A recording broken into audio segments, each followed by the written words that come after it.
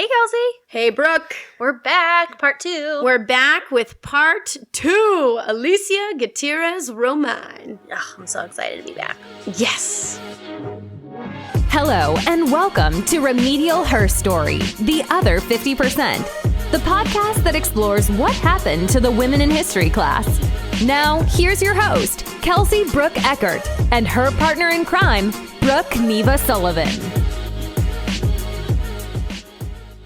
Controversial and Reproductive Justice, Part 2. Brooke, Yes. we're back. We're back, and we're talking about an incredible topic. Yeah. So, where we left off last week, talking with Alicia Guitierrez-Romine, is talking about these fatal abortions and the status of abortion prior to it being legal in our country. And she talks about her own awakening to this realization that before it was legal, it was therefore illegal. And so anybody that wanted to stop a pregnancy for whatever the reason was doing it illegally. And therefore, people that were doing that were very desperate for whatever reason. Very desperate, and the people that were performing it were not educated in the way that they should be to help women get through this moment. Right. Or like she said at the end of the last episode, like sexually assaulting these women as like payment and that type of thing. So she's going to introduce us in this next part to these really high-profile cases, and in particular the case of Gerri Santoro, that draw people's attention to this issue on a large national scale. That women are dying because they're having these illegal abortions performed, and there's silence about it, and it's too taboo to really even talk about. So I'm going to turn it over here to Alicia to take that story away. There are lots of stories of women who die from complications because of their illegal procedures. I don't think that's the direction we're kind of taking this. But one of the most visible figures of this kind of back alley abortion is a woman named Gerri Santoro. The photos of her death and of the crime scene in her death really become symbolic for the pro-choice movement of the 1970s. Now, her story actually happened in the 60s. She, 1964, she was in an abusive relationship, and she decided to flee that relationship with her 2 daughters. She travels across the country. She starts a new life for herself. And then eventually her estranged husband reached out to her because he wanted to see his daughters. She had already started a relationship with someone else, and she was actually already pregnant with her boyfriend's child. So this is a really unenviable position for her because she's still technically married. If her husband found out she was pregnant with another man, then a court could very much say that she was an unfit mother and take her children away from her. And in this period, the courts would have favored, her father in that condition. If she's still technically married, but having this relationship with another man. And she was also worried that maybe he would become enraged if he saw that she was pregnant. That was the other scenario. So she was really desperate. And as this date kept approaching of when her estranged husband is going to come see her to see the children, she and her boyfriend, they basically found a medical textbook. They checked it out from a library. They checked into a local motel, and they just read over how to perform an abortion in a medical textbook. And her boyfriend was going to do that to her in this motel room. I mean, just think about how desperate you would have to be to basically say, I'm going to DIY a medical procedure, an invasive medical procedure. But you can't get the adequate skill and training of doing this. One physician, I don't remember if this is someone I talked to or if this was something that I read, but they were describing an abortion as, imagine you have a paper sack, like a lunch sack, and it's wet or moist or whatever, and there's cotton balls inside. And you want to use a spoon or something to try to get the cotton balls out of the wet lunch sack, but you don't want to puncture the sack. That is kind of the delicate tissue that you're working with, that you're not trying to puncture as you're trying to get the cotton balls or whatever outside of this wet lunch sack. And so not surprisingly, Gerri Santoro began to hemorrhage. She just began to bleed profusely, and her lover panicked and he left her. And so she died, and her body was found by housekeeping the next morning, and she was straddling bloody towels. She was hunched over. She was naked. Her knees are by her elbows. And this photo got out. It was put on the cover of Ms. Magazine shortly after Roe v. Wade was decided. In a sense, it's a bit of a response to the pro-life movement at this time. The pro-life movement is taking photos of magnified fetuses to show how inhumane abortion is. I mean, ironically, the fetuses that they are using for these images are already deceased, because that's how they're able to get these pictures, but that's not part of the story. But it's a challenge to that kind of personification of the fetus. It's this image of this lone woman who is deceased, who, is representative of the many women who were maimed or who died in back alleys or garages because they couldn't access a safe legal abortion. I can't even imagine how out of options you must feel you are to have to think about doing this. I mean, just feeling like there was no other way, there was nothing else that you could do, and it was literally like your last chance. And, and I think that in my research, that was something that I was really trying to convey the most. When we have these discussions about abortion today, it is very much black or white, right? And what I was really hoping to try to do in my book was at least show these women who were making these difficult decisions. I think a lot of people who are, super against abortion are kind of dismissive of the complicated decisions that a lot of these women are making, that most of these women are not rushing into this and going, I just want to go to a party next week, so I don't want to be pregnant. Or, I want to go on this vacation, so I'm going to abort. These aren't flippant decisions that these women are making. They're making them from the most dark and desperate of places. And no one wants to have an abortion, right? It's not like, so what are my goals for the next 5 years? I'd like to go to Spain, and I'd like to go to Italy, and I'd like to finish this degree, and maybe I'll have an abortion or two. It's not in someone's 5-year plan to say, this is something that I'm really looking forward to, that I want to do. And so I was hoping, at least, that in the book you could see that for many of these women, it was a difficult decision that they made against a whole backdrop of bad options. You were talking before about this divide, this sort of racial divide with abortions and autonomy. Is there a racial divide in the pro-life v. pro-choice camps? Or are both kind of a mix?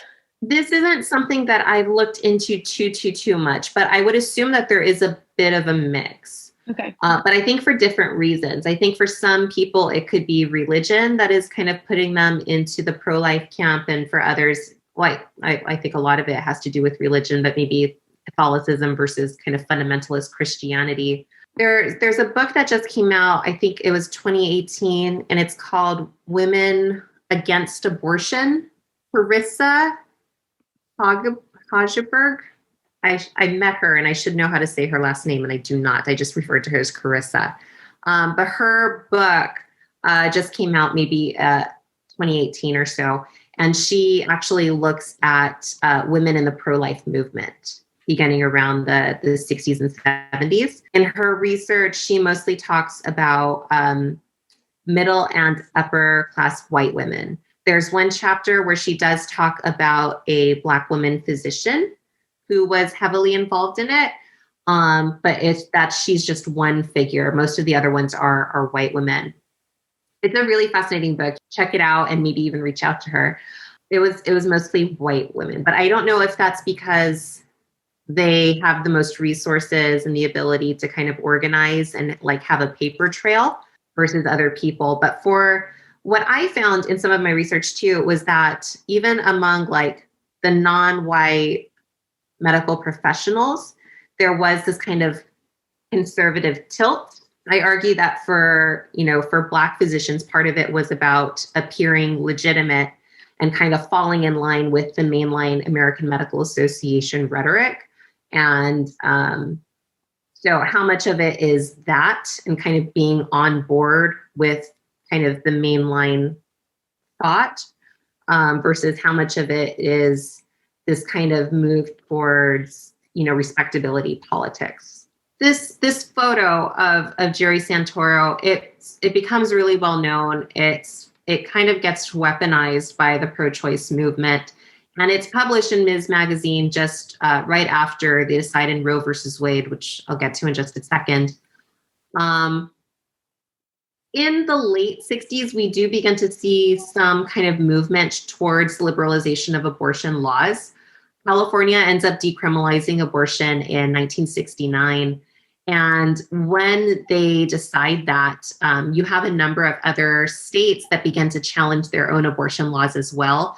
And a handful of states began to legalize abortion on demand. So you get the dropping off of some abortion laws and then the outright legalization on others. But again, these are just individual states. So you're going back to this kind of patchwork of individual states and their own laws.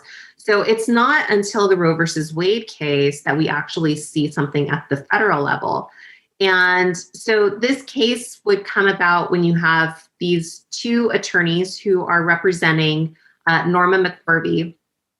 Norma McQuarrie takes on the alias Jane Roe for this case. And the attorneys for her argued that Texas's law against abortion violated her constitutional rights. At that time, the Texas law basically said that all abortions were illegal except if necessary to save the life of the mother. Now, McQuarrie's life was not in danger. Roe's life was not in danger. She couldn't afford to travel to another state that maybe had a more liberal law. And she argued that she had a right to have an abortion in a safe medical environment. So the court ends up ruling in her favor initially, and then there's an appeal, and then that's when it goes to the U.S. Supreme Court. And so this was also decided in a 7-2 decision. The court ruled that Texas's law violated her constitutional right to privacy. And again, that she has a zone of privacy basically written into, or at least extrapolated from the First, Fourth, Ninth, and 14th Amendment. That the courts should not be able to basically control things that kind of fell within this zone of privacy. And that was contraception and marriage and child rearing. All of those things were protected by this zone of privacy. And that zone was broad enough to include whether or not a woman could terminate a pregnancy. Now, the court in Roe, they did kind of adopt this trimester framework. Part of the reasoning for that had to do with whether or not the state had an interest in protecting the fetus. And so they relied on medical professionals to kind of help adopt this framework. Granted, the state has an interest in reproduction for whatever reasons the state might have that, taxes, population, military, whatever. So the state does have an interest in potential life, but that interest could never override the women's individual rights that she has protected in the Constitution. So they tried to weigh a woman's choice with the state's interest in protecting fetal life. And so that's kind of how they adopted the framework for the trimester system. So in the first trimester, the fetus isn't viable. And so the woman's choice reigns supreme in that trimester. The state did not have enough of a compelling or conflicting interest in the fetus in that time in order to justify preventing her from terminating the pregnancy. However, in the second and third trimester, especially as we are, past viability, then the state could have an interest in protecting the fetus or preserving the fetus, so long, again, as that didn't override a woman's right to life if it was a severe medical issue. They also argued that abortions after the second trimester are a little bit more complicated, potentially a little bit more dangerous. So individual states could begin to kind of restrict or provide regulations for abortions in the second and third trimester, again, so long as they always leave an exception to protect the life or health of a mother. These potential restrictions were constitutional because they gave her that out, but then they also could kind of regulate the medical risks with the interest in the fetus. Does that make sense? Yeah, absolutely. Okay. I really like the way that you framed that, sort of thinking about it from a state standpoint and what they're interested in protecting. So it's interesting because I know that states, I want to say Alabama recently passed something trying to challenge the first trimester stuff, right? And making it so that you can't abort after 6 weeks, which is people don't even know they're pregnant at that point. Right. It feels like and I can't tell if it's the current political climate that's just crazy, or if the foundations for Roe v. Wade are really that feeble that it's not actually, because it's not a law, it's not a federal law, it's case law. So how does is this a very feeble thing? And, are states like Alabama going to get shut down with things like that? Or in kind of popular feminist mythology, Roe v. Wade is super, super significant and important. Most of the tenets of Roe v. Wade have already been chipped away at or eroded with the 1989 case Planned Parenthood versus Casey.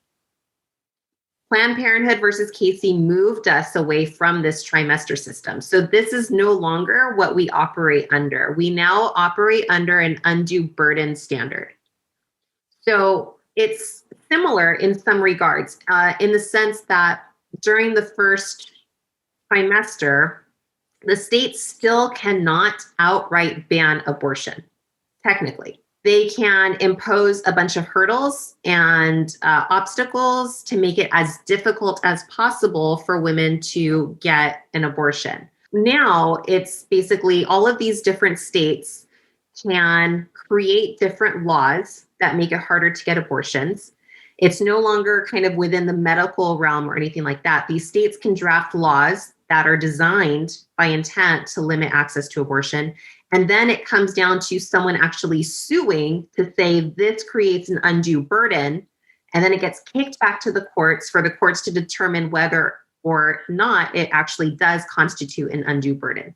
So I think what we're seeing is a lot of these different states are kind of testing the waters to see what they can get away with, because it is no longer a trimester system. It is no longer, we can't limit anything in the first trimester or anything like that. It is, we can make it as difficult as possible. And as long as a court says it's not a burden, then it's fine.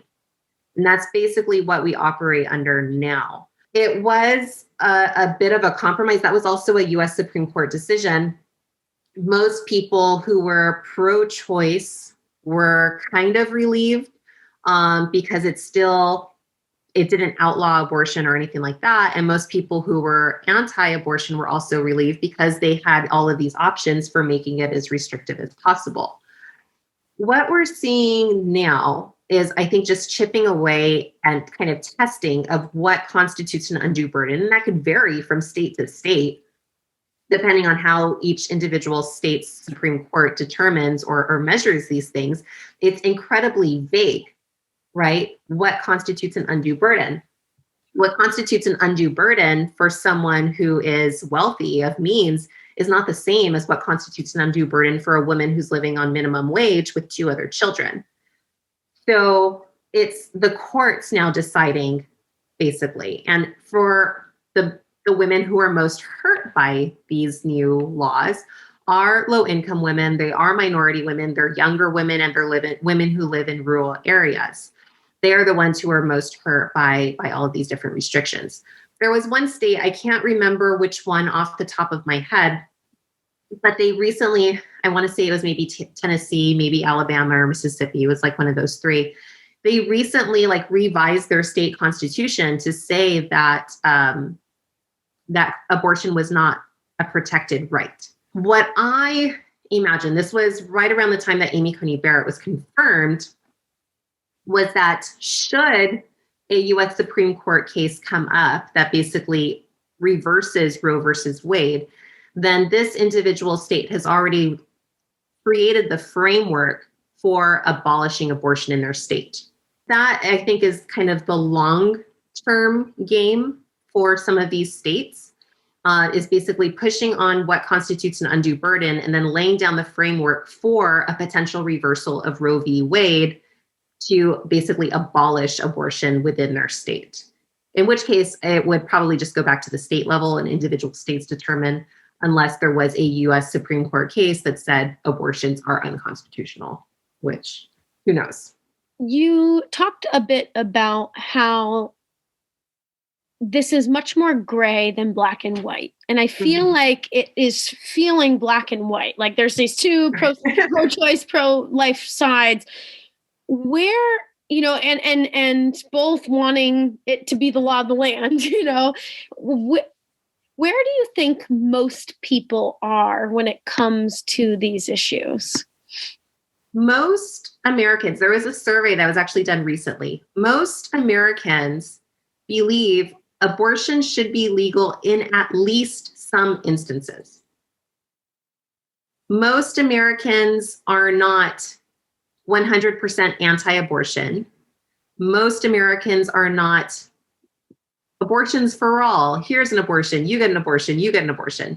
Most Americans are somewhere in the middle, where they either trust women to make reproductive decisions for themselves or believe that there should be medical abortions available if a pregnancy is dangerous or if a woman's life is in danger. Most Americans fit somewhere in the middle, right there. You have maybe, I think it's something like 18% of Americans who believe no abortion should ever take place, that it should be 100% illegal. The remaining 70-something% of Americans believe it should be legal in at least some instances. It's frustrating that the at least some instances makes it really vague. And then there's all sorts of, you know, I think they've started like, well, we could ban these procedures and these types of things. And like I had a life-saving procedure done that is basically an abortion after I had my son. But it wasn't an abort, like I wasn't pregnant, but they had to do the same thing that what you described of the scraping, like they had to do that. So, so it does seem like it is so, I wish that our rights were not defined by whomever has control of this stuff anymore, you know? Right. And that's, vagueness, legal vagueness was one of the reasons that California ended up dropping their abortion statute that they had in 1969, because they basically said there is no common sense definition for this. And so if we keep the law in the books as it's written, and a physician performs an abortion that they think is necessary, and then some attorney or judge says that was the wrong reason, the physician has no due process. There's no legal protections. It's not a common sense where you read it and you go, oh, for sure, this is a solid reason to have an abortion, and this is not, because so much of that was left to the individual physician's discretion. In some instances, and this is why we end up getting towards those therapeutic abortion committees, you have physicians who are saying, oh, my patient is vomiting a lot, and so she's going to have an abortion. And so you have this kind of massive spectrum that some people called, you know, abuse of this vagueness to justify abortions, when some people really did need that legal option because their life was in danger. The problem with kind of having a broad, you know, law or phrasing of the law was that it leads to this vagueness and potential exploitation. So there were attempts to kind of clear up what it actually meant. And, these are the only instances when you can have an abortion, but then that was limiting. And so we've gone through so many different iterations of these laws that it seems like in terms of legal phrasing and writing, the only option is to say you can have them whenever or however you want, or you can't have them at all. Those are the only answers that make sense on paper that you can't really, like exploit or do any loopholes with. But then that's not serving the interest of anyone, because then you're potentially putting all of these women at risk who do need it for medical reasons. And then you're violating all of these people's right to privacy if you're preventing it as well. We have tried different laws that kind of work with, broad terms, but they were considered void for vagueness. For lesson plan ideas and how to teach women's history, go to our website, www.remedialherstory.com. You can also follow us on Instagram or Facebook. If you think what we're doing is needed, please consider joining our Patreon community. Through Patreon, you can sponsor a podcast with a small donation. Patrons get access to behind-the-scenes information, gear, and bonus episodes. But more importantly, patrons are putting their money where their mouth is and making a financial commitment to getting women's history into the K-12 curriculum. We are so grateful to our patrons who sponsored this episode. Our Herstory makers, Jeffrey, our Herstory heroes, Brooke and Barbara, our Herstorians, Jamie and Kent, and our allies, Nicole, Mark, Sarah, Leah. Thank you. You guys make this show possible. Well, so you have this stuff in your script about the Hyde Amendment, and yes. But I did want to ask, because this seems like another horrible case of a person like Gerri who had these awful things happen to them, and I'm curious how common they were, and I'm wondering if you maybe could work it in the commonness into talking about this other case of a person who, because obviously horrible, but is this something widespread that's worth, like obviously they make an amendment, so it is problematic enough. Well, so the Hyde Amendment was passed shortly after Roe versus Wade. And as soon as Roe versus Wade happens, you begin to see much more visible resistance to abortion.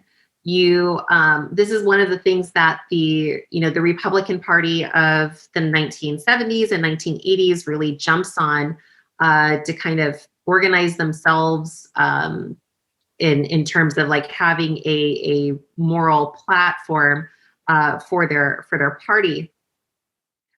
And so the Hyde Amendment is basically a manifestation of this anti-abortion movement that emerges. It existed in Women Against Abortion. She talks about how this anti-abortion movement had existed in the 50s and 60s, but it becomes much more vocal and visible after Roe versus Wade. And so with the Hyde Amendment, they're trying to restrict federal dollars from being used for abortions. So I think this backlash toward a kind of liberalization of laws that kind of provided opportunities to women is common. I think we see this backlash as a pattern. And in terms of, how common are these horror stories, it's hard to say. We're dealing with a medical procedure that has all of these negative associations with shame and guilt. If women have illegal abortions and they're successful, they don't talk about them openly. They kind of keep those to themselves. And so when we're talking about illegal abortions, we're talking about a minority of a minority. And we're only finding out the ones that go horribly. So it almost even adds to this negative perception, again, that all abortions are dangerous, because the only time we know about abortions is when they go badly. And it kind of adds fuel to this inaccuracy, I suppose, because the successful abortions are invisible. They're difficult to study. They're not in writing or anything like that.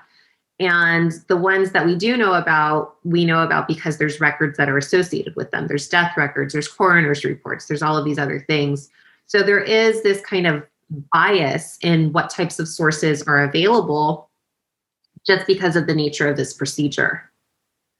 Now, for the Hyde Amendment, this is more also of an example of how some of these abortion restrictions disproportionately affect low-income women and women of color, because Rosie Jimenez, who what is often cited as the first victim of the Hyde Amendment, this is in August of 1977. That's when the Hyde Amendment goes into effect. But it's shortly after this that she tries to get an abortion. She already had a child. She was trying to finish school. And even though abortion is legal, it was cost prohibitive. It would have been about $400 for her to get a legal abortion. And she had money, but she wanted to use that for school. She was finishing up her last term. She just wanted to be able to graduate so that she could, set herself up to succeed with her child. She was a single mother. But she ended up finding an unlicensed abortionist who performed the procedure for only $75. And she quickly developed an infection and died. They tried to stop the spread of the infection by giving her a hysterectomy, but it was too late and she got organ failure. Even though the procedure is legal, right? It was basically out of reach for her. And I think that's similar to like what we're seeing with this undue burden standard. If you are creating all of these laws that say mandatory waiting period, if you're creating all of these laws that basically end up shutting down 90% of the abortion clinics in your state, then what does that mean for a poor woman if she has to drive across the state for a procedure, stay at a hotel overnight, or drive back home and then come back 72 hours later? It's creating all of these hurdles that make it difficult for her to get a safe medical procedure. And so then what other options are available to her? Does she try to do it herself? Does she try to find someone else to do it? Or does she then just carry that pregnancy to term because all of these other things have created an undue burden for her in her financial situation? For someone else, that might not be a financial burden or an undue burden. So it's kind of represented that same thread. The courts have already in some of these abortion cases decided that the right to something and then the exercise of that right for people who are dependent upon the state are mutually exclusive things. That if you are relying on the state for welfare or things like that, and your financial means or your dependence on the state are preventing you from exercising a certain right, then that's not really anyone's problem but your own. In some of these cases, I'm not remembering the case off the top of my head. So the exercise of a right and its existence are two different things. If you're too poor to exercise your right, then that's no one's problem but yours. What we see with the Hyde Amendment is more on par with what is going on in so many of these other states that technically abortion is legal. But if you were on the ground in Mississippi and you see that there is only one clinic in the entire state, then it's legal, but is it accessible? This is one of kind of the phrases for the reproductive justice movement. There is no choice where there is no access. And so it's practically impossible for some of these people to be able to exercise a right that they supposedly have if the situation on the ground is basically preventative of them exercising that right.